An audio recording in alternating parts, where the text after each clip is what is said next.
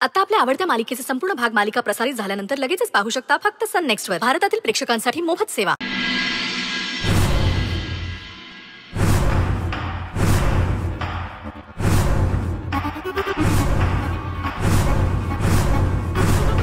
कमलाई, रूपा, कुठे आहात सगळे? आत्ताच्या आत्ता हॉल मध्ये या.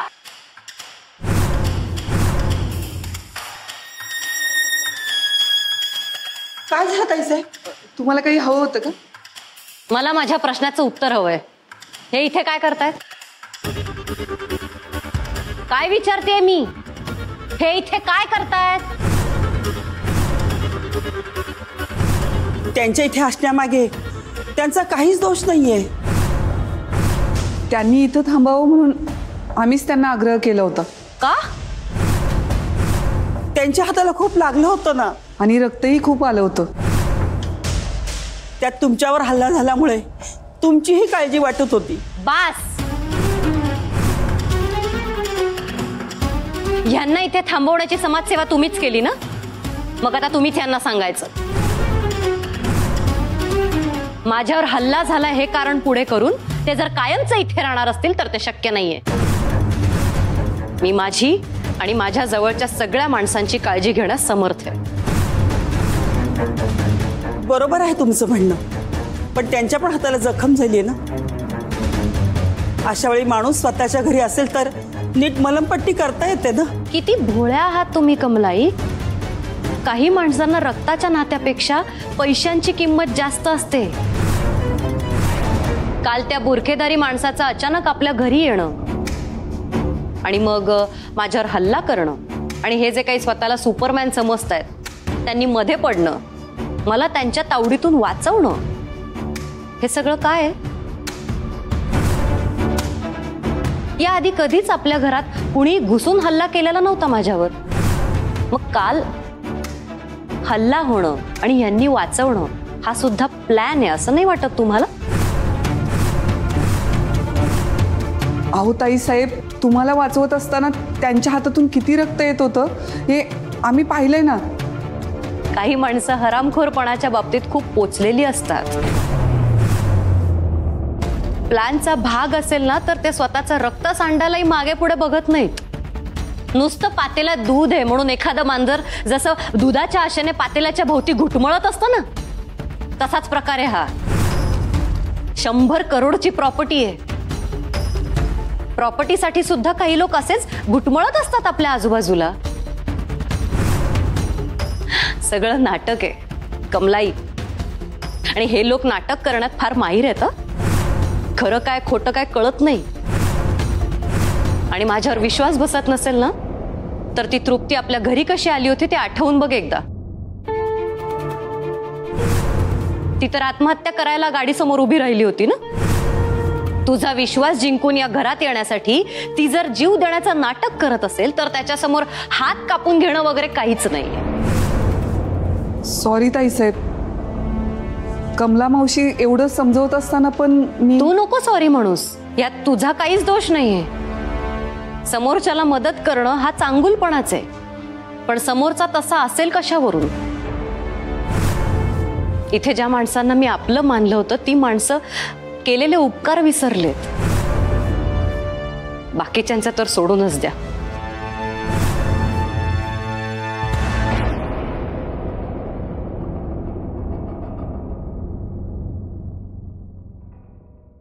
सॉरी साहेब. तुम्ही का सॉरी म्हणता? ताईसाहेबांच्या वतीने मी पण तुमची माफी मागते. त्यांनी तुम्हाला एवढं काही बोलायला नको होतं. आम्ही आग्रह केला म्हणून तुम्ही थांबलात. नाही ते बरोबर आहे, पण मी इथे थांबलेलं तिला पटणार नाही तेही मला माहित होतंच. पण तुम्ही त्यांच्या काळजीपोटी इथे राहिला होतात हे त्यांना कळत कसं नाहीये? कसं आहे ना कमलाई, नात्यांचं मातीच्या भांड्यासारखं असतं. एखादं मातीचं भांड तुटलं की ते परत जोडता येत नाही. आणि खूप कष्ट करून आपण ते जर जोडलं तरी सुद्धा त्यावर तो तडा दिसत राहतो ना. नात्यामधल्या विश्वासाला तडा गेल्यावर असंच होतं. आमच्या नात्याच्या बाबतीतही फार काही वेगळं घडलेलं नाही. आम्हाला तुमचं कुठलंही एक्सक्यूज ऐकण्यामध्ये काडी मात्र इंटरेस्ट नाहीये. आपल्या धंद्यात कमिटमेंट महत्वाची. पैशांच्या बाबतीत जसं तुम्ही आम्हाला कमिट केलंय तसं आम्ही पण कोणाला तरी कमिट केलंय. त्यामुळे कारण नको, पैसे द्या. ठेवा फोन. काय झालं साहेब, आज खूप चिडलेले दिसताय. एका क्लायंट कडून आपल्याला 70 कोटी रुपये येणार होते आणि कमिटमेंट लक्षात घेता आम्हाला ते पुढे फॉरवर्ड करायचे होते, ते देखील ॲट एनी कॉस्ट. पण आता ते पैसे आपल्यापर्यंत यायला उशीर होतोय. काय करावं काही कळत नाहीये. तुमच्या मित्रांकडून काही मदत वगैरे?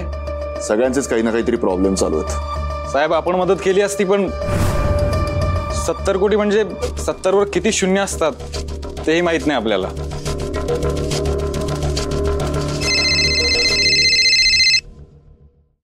बोला की रे. हा साहेब, कसे आहात? ठीक, मुद्द्याचं बोला. हो, अहो काल रात्री आमच्या घरात मॅटर घडला, तेच सांगायला फोन केला होता.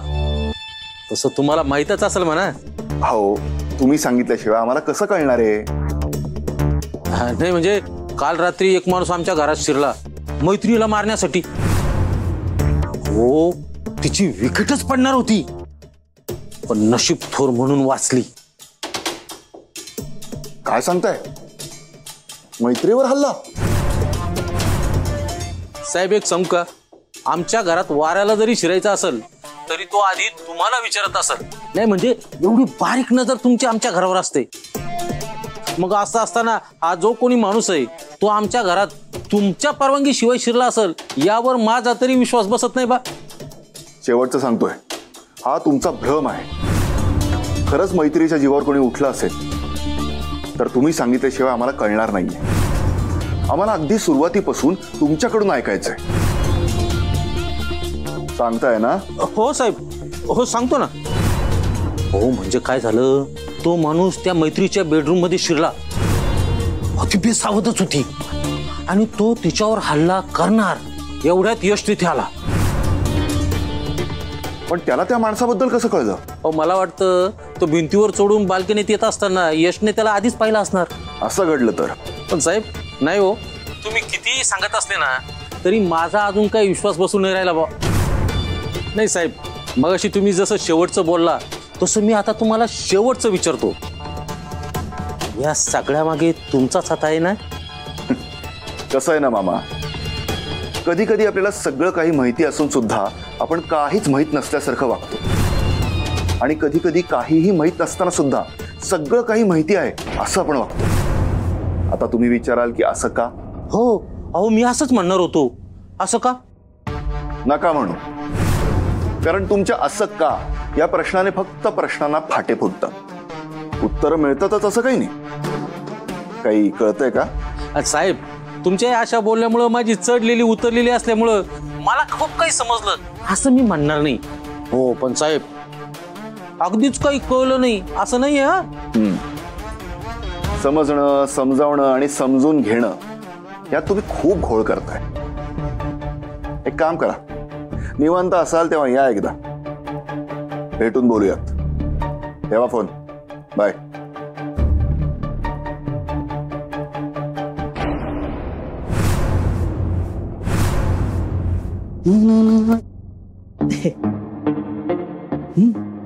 किंग बॉसचा चेहरा असा पडल्यासारखा का वाटतोय? पैशाचा मॅटर आहे. तातडीने 70 करोड हवेत. 70 करोड? तुमचं काम झालं म्हणूनच समजा. कोरोना साहेब आधीच टेन्शन मध्ये, आणि तू अशी थट्टा करायला तशी. मी आणि थट्टा अजिबात नाही. ऍज अ कार्यकर्ता म्हणून किंग बॉसची थट्टा करणं हे डोक्यात मी आणूच शकत नाही. मुद्द्याचं बोल. सोय होऊ शकते का? किंग बॉस, बाहेरच्या देशात जशी स्विच बँक आहे ना तशी आपल्याकडे स्विच बँक आहे, आणि प्रिन्स बॉसने सगळा झोल केलेला पैसा त्या बँकेत जमा करून ठेवलाय. काय सांगतोयस तू? हा, आणि तुम्हाला सांगतो, हे मैत्रीला अजिबात माहित नाही.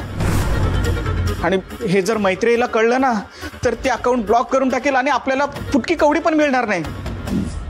ते सगळं ठीक आहे, पण तुझा तो प्रिन्स आता मेंटल पेशंट आहे ना. पण यश साहेब तर ठीकठाक आहेत ना, त्यांना या अकाउंट बद्दल सगळं माहिती आहे. आणि माझ्या माहितीप्रमाणे बँकेमध्ये 100 कोटीपेक्षा जास्त रक्कम नक्कीच असणार. आता फक्त प्रश्न आहे तुमचा आणि यश साहेबांचा. आता यश साहेबांना पटवा आणि तुमच्या पैशाचा प्रॉब्लेम मिटवा.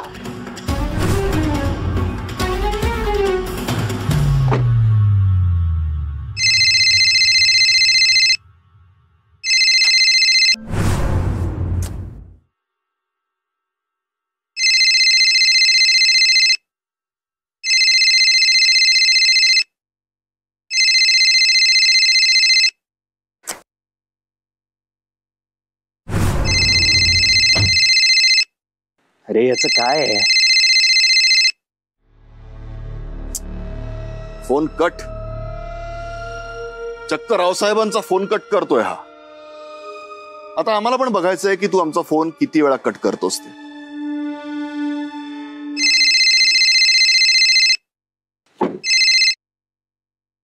बोला रावसाहेब. तू आमचा फोन का घेत नव्हतास? आता घेतलाय ना, बोला. कसं आहे ना, आम्ही कधीच कोणाला एवढ्या वेळा कॉल करत नाही. मी सुद्धा फोनच्या सुरुवातीलाच कोणाला एवढं फुटेज देत नाही. कामाचं बोला. ऍटिट्यूड नाही तो तुम्हाला आहे, पण आता तर तो तुझ्या बोलण्यातून दिसतोय आणि तुमच्या कृतीतून. समोरची व्यक्ती फोन कट करते याचा अर्थ ती बिझी असू शकते असं समजून घेतात जनरली लोक. पण तुम्ही, तुमचा इगो तुम्हाला स्वस्थ बसू देत नव्हता म्हणून वारंवार फोन करताय ना. कसं आहे ना, बिझी असणं आणि बिझी असण्याचं नाटक करणं यात खूप फरक आहे. खूप बदललायस रे तू. तुझ्या बोलण्यातनं आणि वागण्यातनं आता आम्हाला ते जाणवायला लागलंय. तू आता तुझ्या बायकोच्या घरी असणं साहजिक आहे, पण हळूहळू तू तिच्या मनात घुसायचा प्रयत्न करत असशील ना, तर मात्र काहीतरी गडबड आहे मित्रा. काल रात्री स्वतःचा जीव धोक्यात टाकून तू तुझ्या बायकोचा जीव वाचवलास. हे खरं आहे का? नाही म्हणजे ते कळल्यापासून मला तर धक्का बसलाय. का? नाही म्हणजे मी स्वतःच्या बायकोचा जीव वाचवण्याचा प्रयत्न केला यात तुम्हाला धक्का बसण्यासारखं काय आहे रावसाहेब? एक वेळ मी स्वतःचा जीव धोक्यात घालून तुमच्या बायकोचा जीव वाचवण्यासाठी असं काही केलं असतं तर तुम्हाला धक्का बसू शकतो आणि ते मी समजून घेतलं असतं. अरे पण तुझं आणि तिचं तर पटत नाही ना. ऍज पर माय कॅल्क्युलेशन तो नवरा बायकोचा आपापसातला प्रश्न आहे. आणि नवरा बायको म्हटलं की हे सगळं घडत राहतं. ते आमचं आम्ही बघून घेऊ ना. आता रावसाहेब उद्या जर तुमचं लग्न झालं, समजा तुमचं लग्न झालंच आणि तुमचे तुमच्या बायकोशी वाद होतीलच, तर तुम्ही स्वतःच तिची समजूत काढायचा प्रयत्न कराल ना. काय करणार ना, नक्की करणार.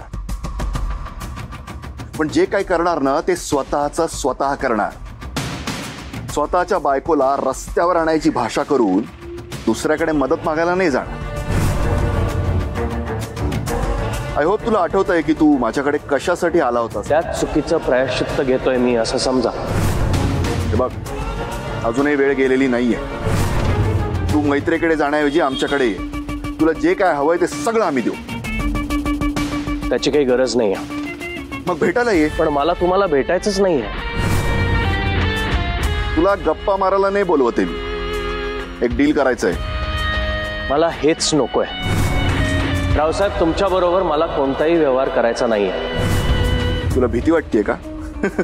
काळजी करू नकोस, आम्ही तुला काहीही करणार नाही. तुम्ही काही करूही शकणार नाही. मग ये ना भेटायला. मला भेटायचं नाहीये. हिम्मत नाही सांग ना. हे अरे हे ना आम्ही शाळेत बोलायचो एकमेकांना. कुठे यायचंय सांगा, दाखवतो हिम्मत. ठीक आहे, लोकेशन पाठवतोय, ये लवकर. आम्ही वाट बघतोय. पोचतोच.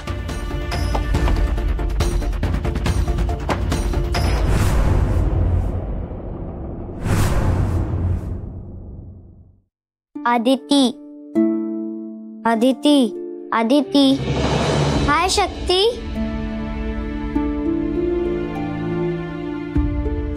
ए हाय अदिती, बोल. तू मला का बोलवलेस आणि तू एवढ्या टेन्शन मध्ये का दिसतेस? ते तुलाही माहितीये ना. तरी मला ते तुझ्याकडूनच ऐकायचं असतं. मला बाबांची खूप काळजी वाटते. त्यांना एक फोन आला आणि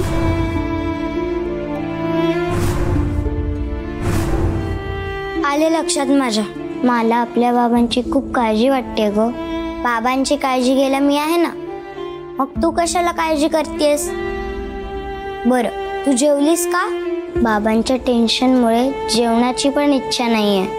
असं अजिबात करायचं नाही. तू फक्त तुझी काळजी घे. आपल्या बाबांना काहीच होणार नाही आणि मी काहीच होऊ देणार नाहीये. येते मी.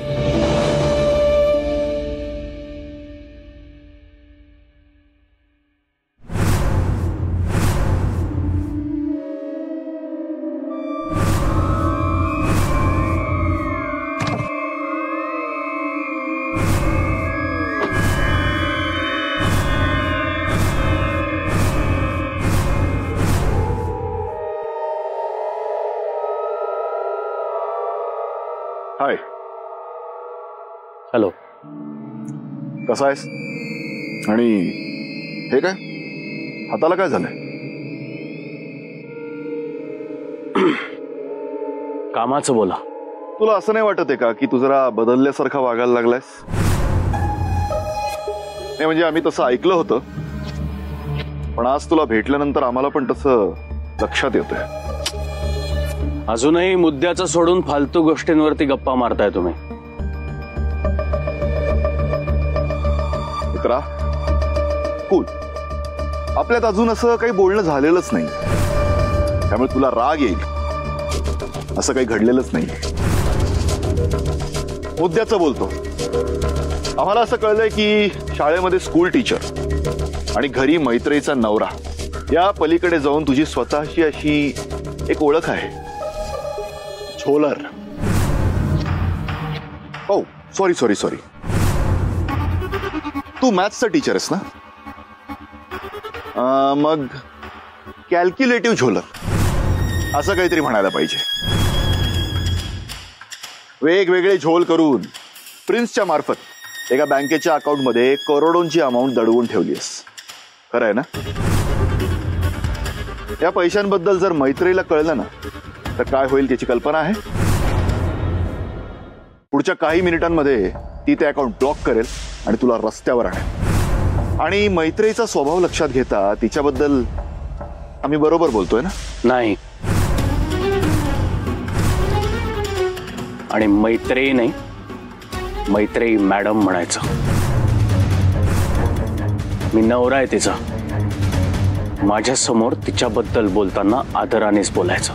बर, मैत्री मॅडम, तिला जर कळलं तर ती तुला रस्त्यावर आणू शकते. आपण असं म्हणूयात,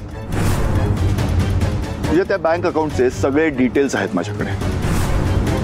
आता कायमचं रस्त्यावर यायचं का माझ्या बरोबर डील करून थोडंफार वाचवायचं ते तू ठरव.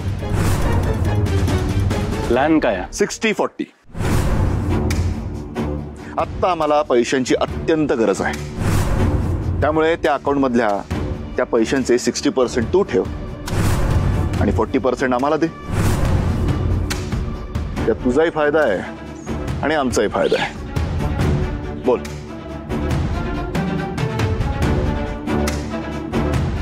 छान डील आहे. आणि त्या अकाउंट मध्ये जॉईंट अकाउंट होल्डर म्हणून माझं नाव आहे, त्यामुळे मी कधीही त्या अकाउंट मधले पैसे काढू शकतो. पण एक मिनिट, काही टेक्निकल प्रॉब्लेम आहे का? आम्हाला सांग, आम्ही तो असा सोडवून देतो. प्रॉब्लेम तुम्हाला होणार आहे, कारण मी ते पैसे तुम्हाला देणार नाहीये.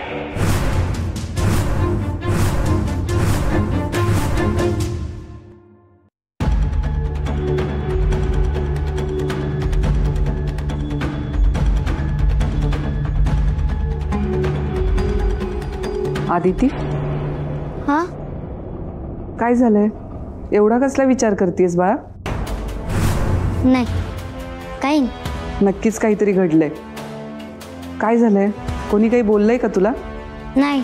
मग इतकी टेन्शनमध्ये का दिसतेस? तुला नाही कळणार. तू सांगितलं तर कळेल ना मला.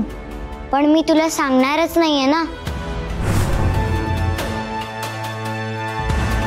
का नाही? म्हणजे त्या पैशांसाठी आम्ही देखील तुला रस्त्यावरती आणू शकतो हे माहिती असून सुद्धा तू असं काहीतरी बोलण्याचं धाडस तरी का करतोयस? धाडस आपण तेव्हा करतो जेव्हा आपल्याला काहीतरी मिळवायचं असतं. जसं आज मला इथे भेटायला बोलवून तुम्ही धाडस केलंय. हा धाडस वगैरे शब्द आहे ना आमच्यासाठी वापरायचा नाही. आम्ही कोणालाच घाबरत नाही. हो, माझ्या नैतिकतेची भीती वाटू शकते तुम्हाला. मैत्रीला कोट्टींना गंडवणारा आज आम्हाला नैतिकता सांगणार आहे? सांगणार नाही, दाखवून देणार. माझ्या भावानी म्हणजे प्रिन्सनी ही जी काही मैत्रीला फसवून जमा केलेली अमाऊंट आहे ना ती मैत्रीला परत देऊन. आमच्या माहितीनुसार मैत्रीला फसवण्यामागे प्रिन्सचा फक्त हात होता, पण डोकं मात्र तुझं होतं. आणि तरीही तू आम्हाला नैतिकतेच्या गोष्टी सांगणार आहेस? मला जे काही सांगायचं होतं ते माझं सांगून झालंय. आणि राहता राहिला प्रश्न मैत्रीला फसवण्याचा, तर आम्ही नवरा बायको ते बघून घेऊ. त्यात तुम्हाला पडण्याची काही गरज नाही. पण आम्हाला आता त्या पैशांची अत्यंत गरज आहे. त्याचं काय? मिळणार नाही.